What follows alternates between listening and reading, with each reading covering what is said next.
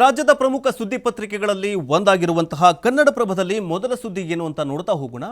ಮೊದಲಿಗೆ ಏನಂತಂದ್ರೆ ರಾಜನ್ನ ಉಲ್ಟಾ ಹೊಡೆದ್ರನ್ನ ಅನ್ನುವಂತಹ ಒಂದು ಹೆಡ್ಲೈನ್ ಇದೆ. ರಾಜ್ಯದಲ್ಲಿ ಏನಾಗಿದೆ ಅಂತಂದ್ರೆ ಈ ಅಧಿವೇಶನದ ನಂತರ ಹನಿ ಟ್ರ್ಯಾಪ್ ಗದ್ದಲ ದೊಡ್ಡ ಕೋಲಾಹಲವನ್ನೇ ಎಬ್ಬಿಸಿದೆ. ಶಾಸಕ ಈಗ ರೋಲಿಂಗ್ ಪಾರ್ಟಿಯ ಒಬ್ಬ ಸಚಿವರಾಗಿರುವಂಥವರು ರಾಜನ್ ಅವರು ಅಧಿವೇಶನದಲ್ಲಿ ಏನು ಮಾಡಿದ್ರಂತಂದ್ರೆ ನನ್ನ ಮೇಲೆ ಹನಿ ಟ್ರ್ಯಾಪ್ ಆಗಿದೆ ಎನ್ನುವಂತಹ ಬಾಂಬನ್ನು ಸಿಡಿಸ್ತಾರೆ. ಇದಾದ ಬಳಿಕ ಯತ್ನಾಳ್ ಅವರು ಕೂಡ ಹೇಳ್ತಾರೆ, ಇಲ್ಲ ಏನಂದ್ರೆ ಕಾಂಗ್ರೆಸ್ ಶಾಸಕರ ಮೇಲೆ ಹನಿ ಟ್ರ್ಯಾಪ್ ಆಗ್ತಾ ಇದೆ, ಅದನ್ನು ಖಂಡಿಸಬೇಕು, ಅದರ ಮೇಲೆ ನೀವು ತನಿಖೆಯನ್ನು ಮಾಡಬೇಕು ಅನ್ನುವಂತಹ ವಿಚಾರವನ್ನು ಎತ್ತಿ ಅದು ಕೊನೆಗೆ ಏನಾಯ್ತು ಅಂತಂದರೆ ನಿಮಗೆಲ್ಲ ಗೊತ್ತೇ ಇದೆ. ಅಧಿವೇಶನ ಕೊನೆಗೆ ಹನಿ ಟ್ರ್ಯಾಪ್, ಅಭಿವೃದ್ಧಿ ಹೆಸರಲ್ಲಿ ಅಭಿವೃದ್ಧಿ ಬಗ್ಗೆ ಮಾತಾಡಿ ಅಂತಂದರೆ ಹನಿ ಟ್ರ್ಯಾಪ್ ಬಗ್ಗೆ ಮಾತಾಡಿ ಕಾಗದಗಳನ್ನ ಹರಿದಾಕಿ ವಿಪಕ್ಷದವರು ದೊಡ್ಡ ಹೈಡ್ರಾಮಾ ಮಾಡಿ ರಾಜ್ಯದ ಮಾನ ಮರ್ಯಾದೆಯನ್ನು ಹರಾಜು ಹಾಕಿದರು. ಆದರೆ ಈಗ ರಾಜಣ್ಣ ಅವರು ಏನು ಮಾಡಿದ್ದಾರೆ ಅಂತಂದರೆ ನನ್ನ ಮೇಲೆ ಹನಿ ಟ್ರ್ಯಾಪ್ ಆಗಿಲ್ವೇನೋ ಅನ್ನುವ ರೀತಿಯಲ್ಲಿ ಮಾತಾಡಿದ್ದಾರೆ. ಹಾಗಾದರೆ ಮಾರ್ಚ್ 20ನೇ ತಾರೀಕು ಅಧಿವೇಶನದಲ್ಲಿ ಏನಾಯಿತು ಅಂತ ನೋಡ್ಕೊಂಡು ಬರೋಣ. ಆದರೆ ಅದಕ್ಕಿಂತ ಮುಂಚೆ ವಾರದ ಹಿಂದೆ ಎಲ್ಲ ಸಾಕ್ಷಿಗಳು ಇದ್ದಾವೆ ಅಂತ ಸಚಿವರ ಬಳಿ ಏನಂತಂದರೆ ಹೇಳ್ಕೊಂಡಿದ್ರು. ಏನಾಗಿತ್ತಂತಂದರೆ ಅದು ಅಧಿವೇಶನದಲ್ಲೇ ಹೇಳಿದರು, ನನ್ನ ಬಳಿ ಸಾಕ್ಷಿಗಳಿದ್ದಾವೆ, ಅದನ್ನು ನಾನು ರಿಲೀಸ್ ಮಾಡ್ತೀನಿ. ಬಟ್ ಏನಂತಂದರೆ ಈಗೇನು ಹೇಳ್ತಿದ್ದಾರೆ ಅಂತಂದರೆ ನನ್ನ ಬಳಿ ಯಾವುದೂ ಸಾಕ್ಷಿಗಳಿಲ್ಲ, ನಾನು ಅದನ್ನು ಏನು ಮಾಡ್ತೀನಿ ಅಂತಂದರೆ ದೂರು ಕೊಡ್ತೀನಿ. ನಿನ್ನೆವರೆಗೂ ಏನಂತಂದರೆ ಮಾಧ್ಯಮದವರನ್ನು ಅಲ್ಲಿ ಇಲ್ಲಿ ಸುತ್ತಾಡಿಸಿ ಯಾವುದೇ ದೂರುಗಳನ್ನು ನೀಡಲಿಲ್ಲ. ಹಾಗಂದ ಮಾತ್ರಕ್ಕೆ ಈಗ ರಾಜನ್ ಅವರ ಮೇಲೆಗೆ ಕೆಲವೊಂದಿಷ್ಟು ಸವಾಲುಗಳು ಒಂದು ಸ್ವಲ್ಪ ಅನುಮಾನ ದಟ್ಟವಾಗಿ ಕಾಡುವುದಕ್ಕೆ ಶುರುವಾಗಿದೆ. ಮೊದಲಿಗೆ ಈ ಅಧಿವೇಶನದಲ್ಲಿ ರಾಜನ್ ಅವರು ಏನು ಹೇಳಿದರು, ಏನು ಆರೋಪ ಮಾಡಿದರು ಅಂತ ನೋಡ್ಕೊಂಡು ಬನ್ನಿ.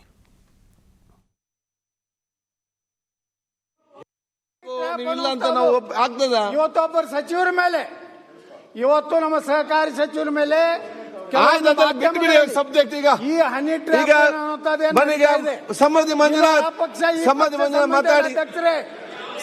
ಮಾತಾಡಿ ಯಾವ ಸಬ್ಜೆಕ್ಟ್ ಎಲ್ಲಿ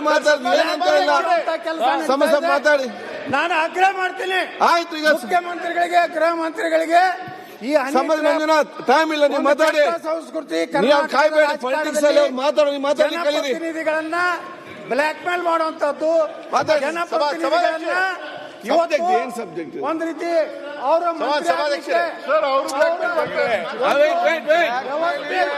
ಈಗ ಬಜೆಟ್ ಅಲ್ಲಿ ಆಗ್ತದೆ. ನಮ್ಮ ರಾಜ್ಯದ ವಿನಂತಿ ಮಾಡ್ಕೊತೀನಿ, 724 ನೋಡುವ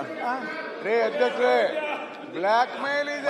ಸಹಕಾರ ಸಚಿವರು ರಾಜಣ್ಣ ಅವರು ಅಂತೇಳಿ ಪ್ರಸ್ತಾಪ ಮಾಡಿದ್ರಿಂದ ನಾನು ಒಂದು ತಪ್ಪು ಮಾಹಿತಿ ಹೊರಗಡೆ ಹೋಗಬಾರ್ದು ಅಂತಕ್ಕಂಥ ದೃಷ್ಟಿಯಿಂದ ಎರಡು ಮಾತುಗಳನ್ನು ಹೇಳಲಿಕ್ಕೆ ಬಯಸ್ತೇನೆ. ನನ್ನ ಸಭಾಧ್ಯಕ್ಷರೇ, ಈ ಕರ್ನಾಟಕ ರಾಜ್ಯ ಅಂತ ಹೇಳಿದ್ರೆ ಇದು ಒಂದು CD ಪೆನ್ ಡ್ರೈವ್ಗಳಿಗೆ ಒಂದು ಕಾರ್ಖಾನೆ ತರ ಅಂತಕ್ಕಂಥದ್ದು ಕೂಡ ಬಹಳ ಜನ ಹೇಳ್ತಾರೆ, ನಾನು ಹೇಳ್ತಾ ಇಲ್ಲ. ಇದರಲ್ಲಿ 2 ಫ್ಯಾಕ್ಟ್ರಿ, ನಿಮ್ದೊಂದಿದೆ, ಇಲ್ಲೊಂದಿದೆಯಾ, ನಿಮ್ದು ಯಾವ್ದು ಅಂತ ಹೇಳಿದ್ರೆ ಇಲ್ಲಿ ಯಾವ್ದು ಅಂತ ಹೇಳ್ಬೋದು. ಸೊ ಅದೇನೇ ಇಲ್ಲಿ ಅಧ್ಯಕ್ಷರೇ, ಬಹಳ ಗುರುತರವಾದಂತಹ ಒಂದು ಆರೋಪ ಅಂತೇಳಿ ನಾನು ಕೂಡ ಅನ್ಕೊಳ್ತೇನೆ. ತುಮಕೂರಿನ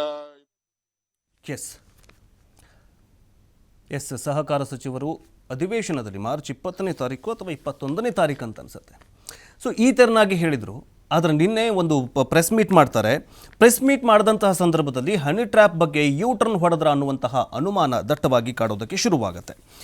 ಏನು ಹೇಳಿದ್ದಾರೆ ಅಂತಂದರೆ,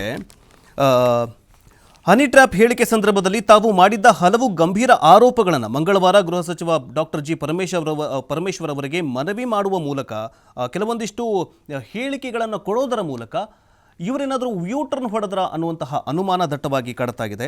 ನಮ್ಮ ವಿರುದ್ಧದ ಹನಿ ಟ್ರ್ಯಾಪ್ ಯತ್ನದ ಕುರಿತು ಸದನದಲ್ಲಿ ವಿಚಾರಣೆ ನಡೆಸುವ ವೇಳೆ KN ರಾಜಣ್ಣ ಅವರು ಎಲ್ಲ ಪಕ್ಷಗಳಿಗೆ ಸೇರಿದ ರಾಜ್ಯ ಮತ್ತು ರಾಷ್ಟ್ರ ಮಟ್ಟದ ನಾಯಕರನ್ನ ಹನಿ ಟ್ರ್ಯಾಪ್ಗೆ ಒಳಪಡಿಸಲಾಗಿದೆ. ಇಂತಹ 48 ಶಾಸಕರ CD ಪೆನ್ ಡ್ರೈವ್ಗಳು ಇವೆ. ರಾಜಕೀಯ ನಾಯಕರು ಮಾತ್ರವಲ್ಲ, ನ್ಯಾಯಾಧೀಶರು ಹನಿ ಟ್ರ್ಯಾಪ್ಗೆ ಒಳಗಾಗಿದ್ದಾರೆ ಎನ್ನುವ ಗಂಭೀರ ಆರೋಪವನ್ನು ಮಾಡಿದರು. ಅಲ್ಲದೆ ತಮ್ಮ ಹನಿ ಟ್ರ್ಯಾಪ್ಗೆ ಒಳಪಡಿಸುವ ಪ್ರಯತ್ನ ನಡೆಸಲಾಗ್ತಾ ಇದೆ ಅನ್ನುವಂತಹ ಆರೋಪವನ್ನು ಮಾಡಿದರು. ಆದರೆ ಈಗ ಪೊಲೀಸರಿಗೆ ದೂರು ನೀಡಲು ತಮ್ಮ ನಿಲುವಿನಿಂದ ಹಿಂದೆ ಸರಿದಿರುವ KN ರಾಜಣ್ಣ ಅವರು ಮಂಗಳವಾರ ಗೃಹ ಸಚಿವ ಜಿ ಪರಮೇಶ್ವರ್ ಅವರನ್ನು ಭೇಟಿ ಮಾಡಿ ಮನವಿ ಪತ್ರ ಸಲ್ಲಿಸಿದ್ದಾರೆ. ದೂರನ್ನು ನೀಡಿಲ್ಲ.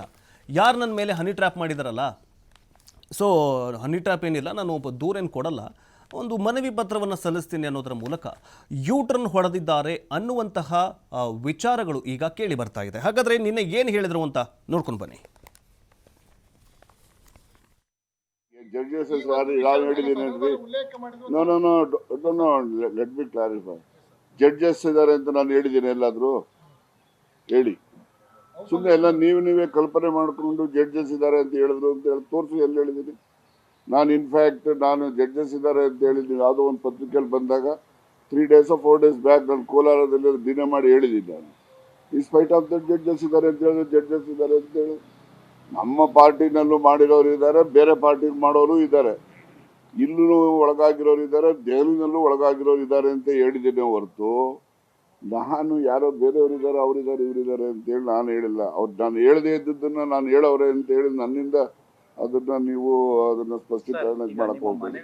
ಯಾವಾಗ ವಿಧಾನಸಭೆಯಲ್ಲಿ ಪ್ರಸ್ತಾಪ ಮಾಡಿದ್ದು ಹಿಂದಿನ ದಿವಸ ಸುನೀಲ್ ಏನ್ ಮಾತಾಡಿದ್ರು, ಈ ತರ ನಡೀತಾ ಇದೆ ಅಂತೇಳಿ ಮಾಧ್ಯಮದಲ್ಲಿ ಬರ್ತಾ ಇದೆ, ಇವರು ಇಂಟೆಲಿಜೆನ್ಸ್ನವ್ರು ಏನ್ ಮಾಡ್ತಾ ಇದ್ದಾರೆ, ವೈಫಲ್ಯ ಸರ್ಕಾರದ್ದು ಅಂತೇಳಿ ಟೀಕೆ ಮಾಡೋದು. ಅವ್ರು ಯಾರ ಹೆಸರು ಹೇಳಲಿಲ್ಲ.